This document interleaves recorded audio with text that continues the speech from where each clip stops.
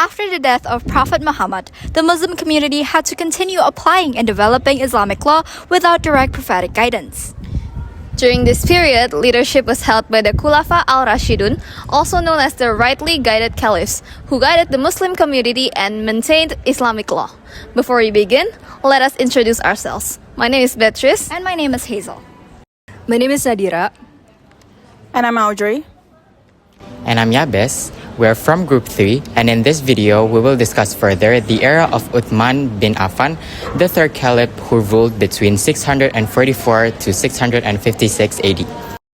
Uthman bin Affan was one of the companions of Prophet Muhammad, peace be upon him, and was known for his generosity, piety, and leadership. His leadership played an important role in perceiving the Qur'an and supporting the development of Islamic law during a time of rapid expansion. He was born in Mecca around 576 CE and came from the wealthy Umayyad clan of the Quraysh tribe. During his reign as caliph, the Islamic State expanded significantly. The empire stretched west toward Morocco, east toward India, and north toward the region of Constantinople. Because of this expansion, many new cultures, languages, and also communities are formed and became part of the Muslim world.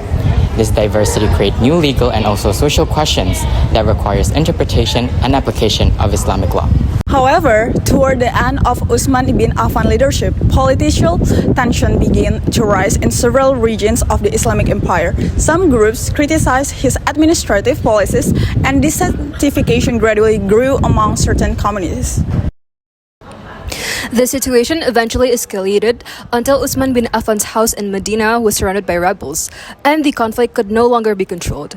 In 656 AD, the rebels entered his house and Uthman bin Affan was killed, marking a tragic end to his caliphate. As Muslim communities became more diverse since the expansion, one of the major challenges during his era was the variation on how people recited the Quran. At that time, Muslims memorized the Quran, and differences in languages, dialect, and pronunciation began to appear among new Muslim communities. Reports of these differences reached Uthman bin Affan, and he became concerned that these variations could eventually cause misunderstandings about the Quran. To solve this problem, he made an important decision. He initiated the standardization of the Quran. Then he formed a committee led by Zaid bin Tabib to compile and copy the Quran based on the manuscript that had previously been collected during the caliphate of Abu Bakr. This manuscript is also preserved by Hafsa, the widow of Prophet Muhammad. The committee produced 5 official copies of the Quran, which were then distributed to major Islamic centers such as Mecca, Damascus, and other important cities. One copy remained in Medina as the main reference. This standardized version later became known as the Mushaf Usmani, which serves as the official reference for Quranic recitation and writing. The expansion of the Islamic Empire also created many new legal issues related to governance, culture, and social interaction. Scholars and companions of the Prophet had to use ijtihad or independent legal reasoning to interpret Islamic teachings in new situations. Uthman bin Affan's decision to standardize the Quran was an example of this ijtihad. It was both a legal and administrative solution to maintain unity among Muslims.